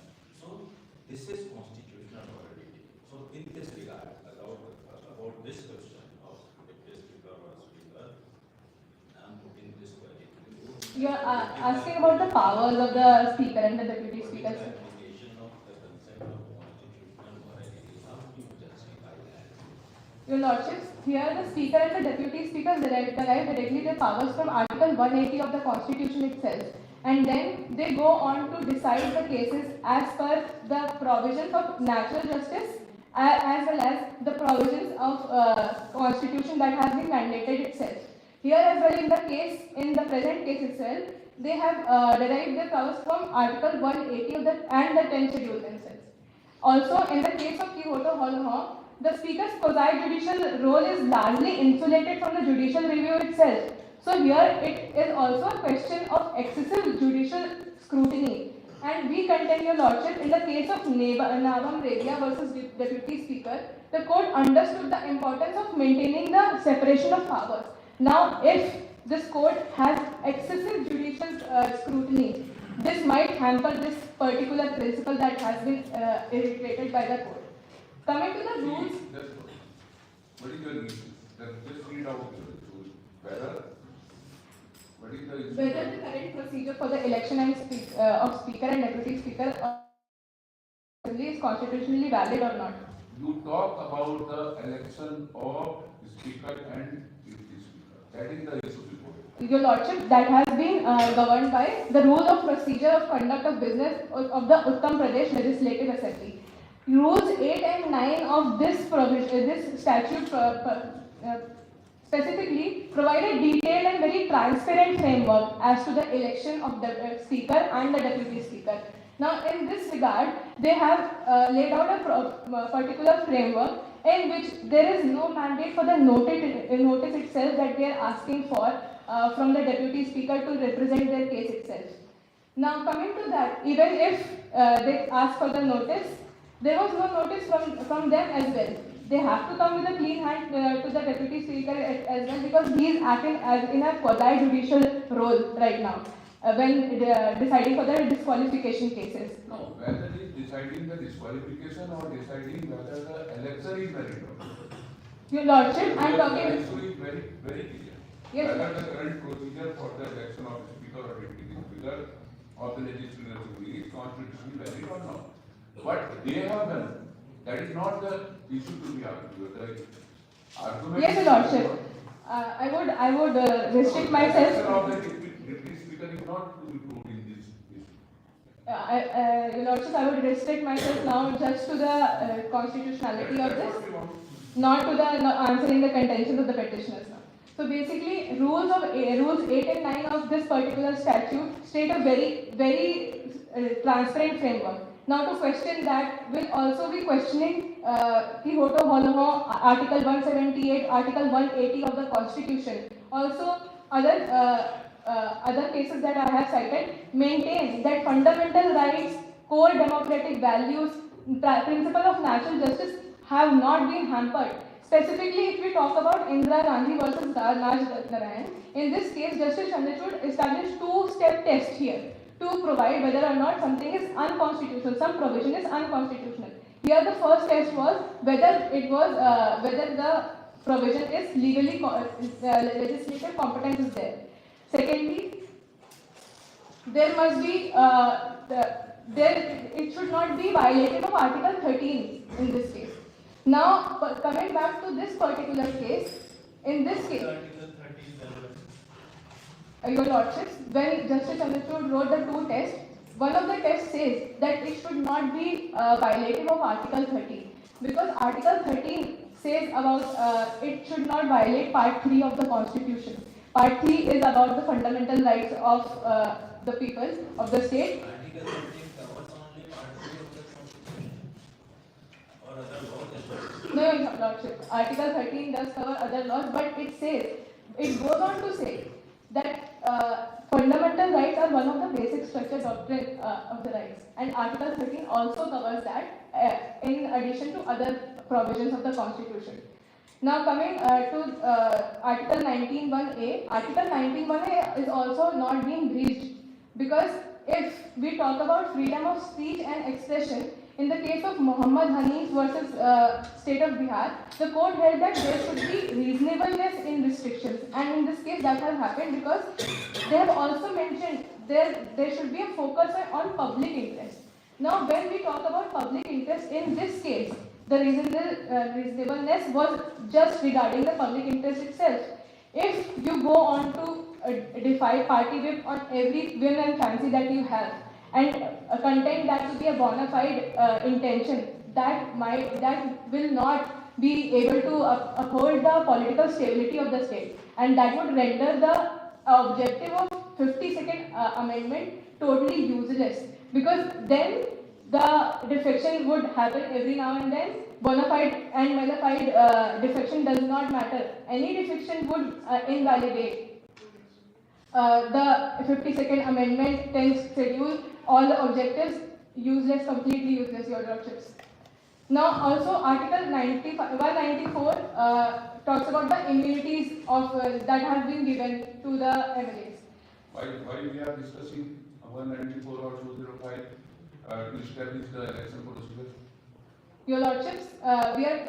See, my question from the bench is why we are discussing parliamentary privileges to establish whether procedure to elect the speaker or speaker is constitutionally valid. I mean, not improving on other questions. Your Lordships, that I answered that because there is an allegation on biasness based on deputy speakers, and basically this Article 194 gives the right to vote inside the assembly. You have raised the issue. It is with us in your brief. Yes, Your Lordship. Beyond the brief, one should not. No, Lordship, it is inside the written submission itself. You will find that on page 39, and we have mentioned that itself there. But basically, 194 has been mentioned because the voting right has also been given in that particular provision itself. That is why I have mentioned it again here and contended that no immunities have been hampered in this particular case. Coming to the case of State of Rajasthan versus Union of India, on page number 40 of our written submission, the court held that the political questions fall outside the ambit of judicial review and only focus on the legal claims grounded in constitution. Now here the claims are not based in constitution itself, they are based on political questions, whether or not someone was from this particular tribe, whether or not some person was from this particular political party. There has been no mandate in the rules 8 and 9 that govern this particular process. This particular process is transparent in its regard. There should not be any question about it. But they have come to the court questioning this again. And again, as my fellow counsel said, questioning this would be questioning Pivotal Hollow again. And review in this matter should not be taken in which jurisdiction. Secondly, Your Lordships, now I would like to further move to issue 4, which says about whether the broad definitions of unlawful and terrorist activities under UAPA, the denial of bail, and the prolonged pre-trial detention without formal charges are consistent with the protection of fundamental rights. May I please proceed, Your Lordships? Your Lordships, the enactment was made because with the objective of preserving the national security interest. Now here, they have contended that there has been a broad definition of unlawful or terrorist activities which has been misused. Coming to that, we contend that unlawful activity and terrorist act has been precise and delineated very explicitly in this particular statute. And also it has only been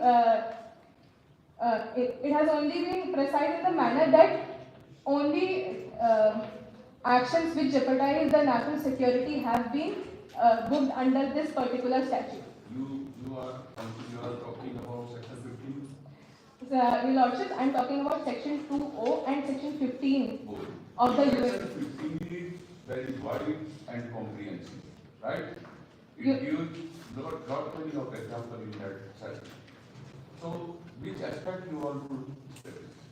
Your Lordship, section 15 we are talking about, where it's the definition of terrorist act has been defined. We contend that it is not over-expansive. It is precisely in the manner that every case of national security interest has been covered under it. We cannot say it is over-expansive just because it covers every scenario in which the national security interest could be hampered. Now coming to... No.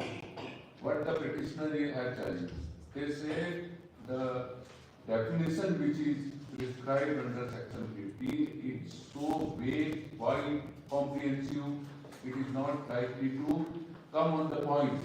Yes, Your Lordship. The things which are even not required to be brought within the definition of these are brought here. You talk about it. Your Lordship, they might contend that. What are they?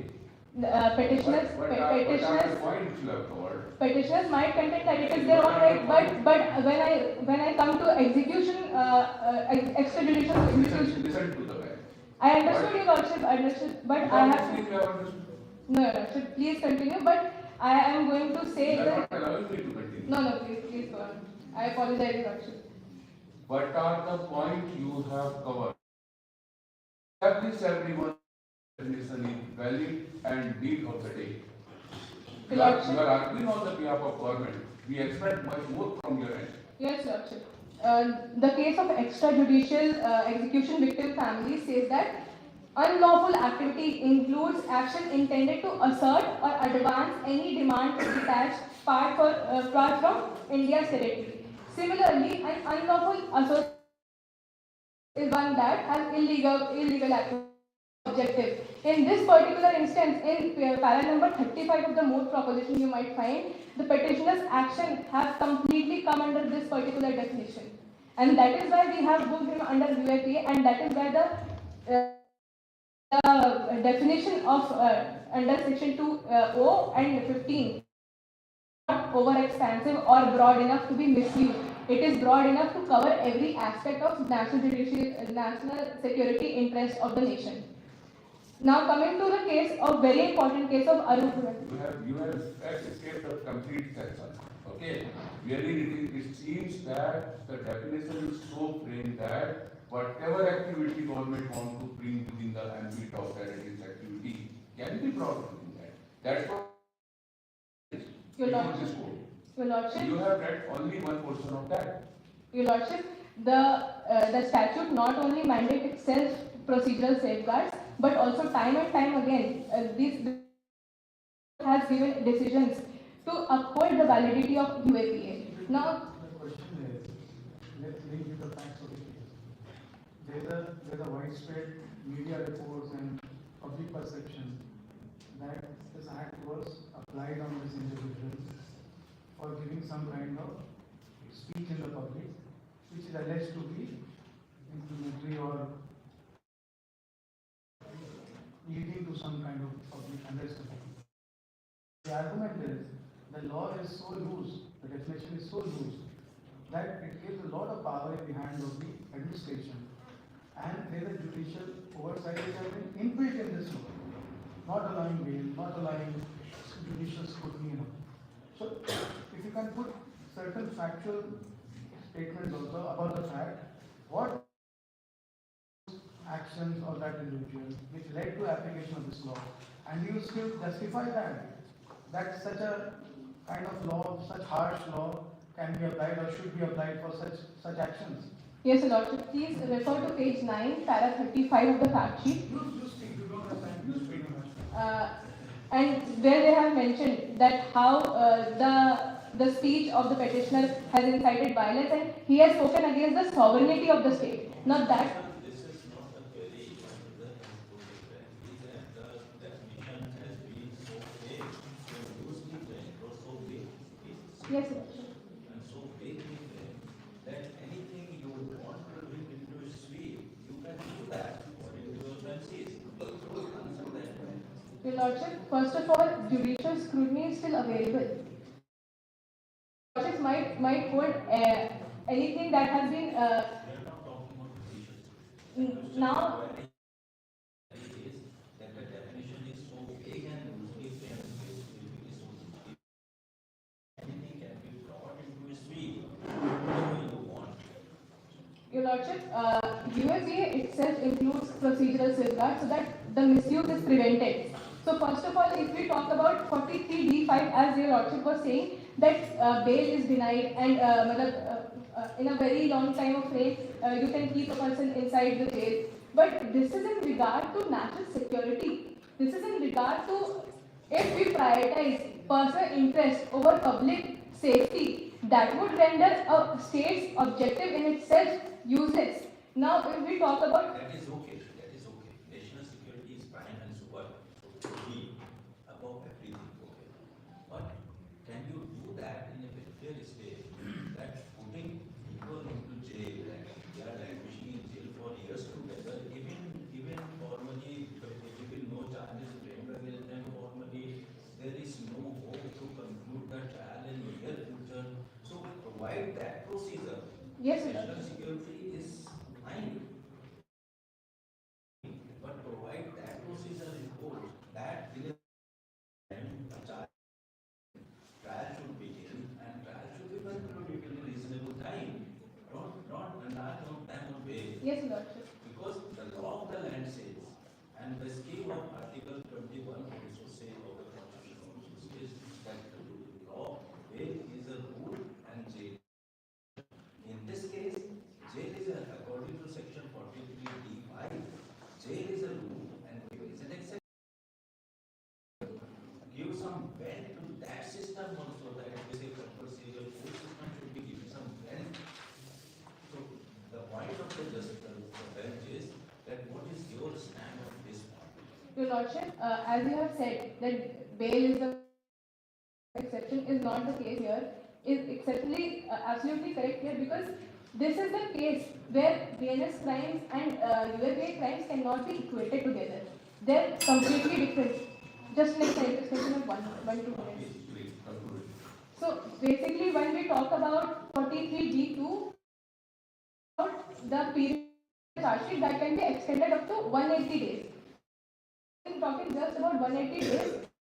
In this particular case, when we have terrorist acts, activities, there needs to be a thorough investigation. Without a thorough investigation, if we let somebody out. Please go ahead, repeat that. Go ahead, you have to give some statement. Yes, Lordship. Now, just citing one Javed Iqbal versus State of UP, where it was held that constitutional courts could grant bail. It is on them; they could grant bail, but Article 21 should have been hampered. Now, in this case, in this particular fact of the case, Article 21 has not been hampered because when we talk about terrorist and unlawful activities, public safety will always be prioritized over private interests. Now, just finishing up with my argument, Your Lordship, coming to the prayer.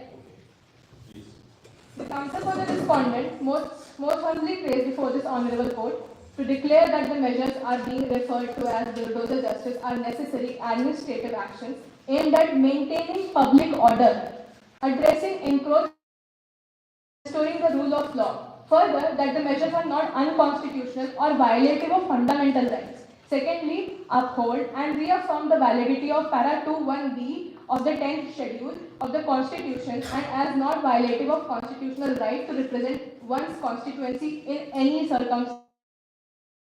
Thirdly, declare the current procedure of the election of the Speaker and the Deputy Speaker of the Legislative Assembly to be constitutionally valid and emanating from the constitutional mandate of democracy of the country of Indica. Further, reject and set aside the claim of petitioners for a system for the same.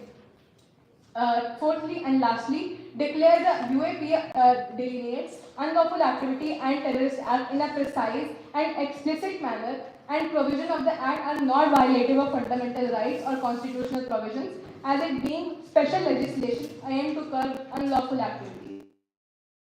For this act of kindness, the respondent shall be duty bound forever to pay.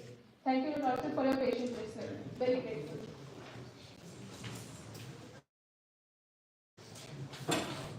Lordship, the council seeks permission of this honourable court to approach the dais for rebuttal.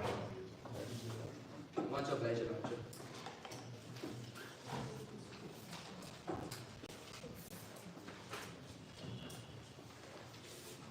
Very precisely. Your Lordship, there are similar 5 points with respect to the council is presenting here. Firstly, our jurisdiction was not challenged by our fellow respondent. So this clearly shows that we have the right to approach this honourable court and contents our argument and get the justice in reference to that. Second point, Your Lordship, they have said that we were not able to give the document that they contended. We were not able to produce the document of the property, Your Lordship, in case of Mr. Salim. But there are 2 points to this, Your Lordship. They state that they needed to do the prompt action with regards to the UPD Act. Your Lordship, we were not able to give the documents to the police authorities. Who are they, Your Lordship? Your Lordship, police authorities are the part of the state. They are the state officers, Your Lordship. It was neither before the nor before any other independent authority we could produce our documents to. Secondly, Your Lordship, when you approached my house, you destroyed my house within seconds. You did not take any prior notice. You did not give any prior notice to me. How can we provide you with the documents? And thirdly, Your Lordship, we have not given certain documents. We have provided with some documents. Tax reports and some documents were only missing. They have just considered that point and said that our property was illegal. We were to represent us in that context. Your Lordship, third point with regard to this is, if we refer to BNS section 152, the deteriorating state, Your Lordship, BNSS section 152, Your Lordship, stating that their urban development plan needs to be swiftly done, Your Lordship. This section simply states that the conditional orders for the removal of nuisance, Your Lordship, public nuisance is the chapter. States that whenever a district magistrate or a sub-divisional magistrate or any other executive magistrate, specially empowered in this behalf by the state government, on receiving a report of police officers, they never approach any magistrate for demolishing their property, Your Lordship, the other information and taking such evidence as he thinks fits. Your Lordship, this is one point here. One point that they have just simple one point. In the prior permission of the magistrate to demolish our property, it was in deteriorating state, it is Thank you. Permission to close the lines, Lordship? Please.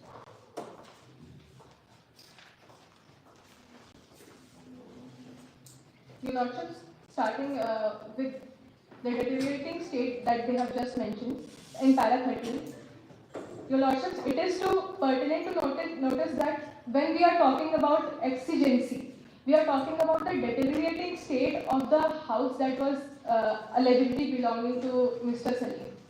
Now, if we talk about deteriorating state, the house was in such a condition that it might have fallen on somebody. The public order is on our hands, and we need to maintain it. If any,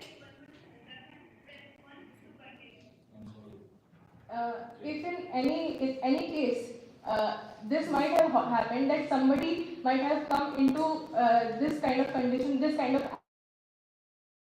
this illegal encroachment by the petitioner, then the responsibility is on the state, and that is why the exigency was required there. Secondly, we have mentioned, the fashion mentions that it was in the context of this FIR. Basically, the ancestral home might have been there from this, but since the FIR was registered and then the investigation happened, then we found out that the illegal construction was there, and that is why when we found that the illegal deteriorating state is there and also the zonal plan is there, we needed to move swiftly, and that is what the state did. It rendered its own objectives towards the safety and security and also the rights of its own subjects in its regard very swiftly in that regard. Secondly, coming to the point that they have mentioned according in the disqualification of the MLAs, they have mentioned that the present condition of the case, every reason as to not give the prior notice, prior permission to the parties, and the present condition of the case. Now that cannot be the case always. If we go on to say that this is the present condition, then in every civil unrest, this would happen, that the political instability would happen. And in the political instability, the civil unrest would increase, it would not decrease. And this is the case here that we need to resolve. That was the responsibility of the legislators here, that they needed to represent their own people by remaining in power so that they could resolve it. And even if they did not want to side with the ruling party, there was a particular mechanism that they had to comply with, but they chose not to, specifically chose not to. And then they are contending that no, we want not to be disqualified as well. We want that every provision that is against us to be invalidated and declared. That might not be the case. The criminal must feel that the charges against him should be unconstitutional, but still, that may not be unconstitutional just because they have been booked under those particular charges. That is exactly the case here. Now, coming to another thing that they have said, that they have mentioned 1052, which talks of the Houses of Parliament, but still, if we give that error, this is not the Legislative Assembly mentioned in 105, but then also they have mentioned it that immunity of the House of Parliament. Now that it mentions any court, disqualification is not the same as any proceeding in any court. Disqualification is the role of speaker or the deputy speaker under the rule 12 of the UP rules. Now coming on to the another contention that was present here, that the basic purpose of the 10th schedule was to safeguard except the section doing it. Basically saying that the basic structure, basic purpose, if we accept the petitioner's contention here, that the basic purpose of the 10th schedule was to secure the will of the people, was to secure everything. Everybody also includes people who have been in middle of the civil unrest. Whether they are from tribe A or tribe B does not matter. If defection would happen, everybody would hamper in the state, in the legislative assembly. Everything would be hampered. That is all for it, my lord.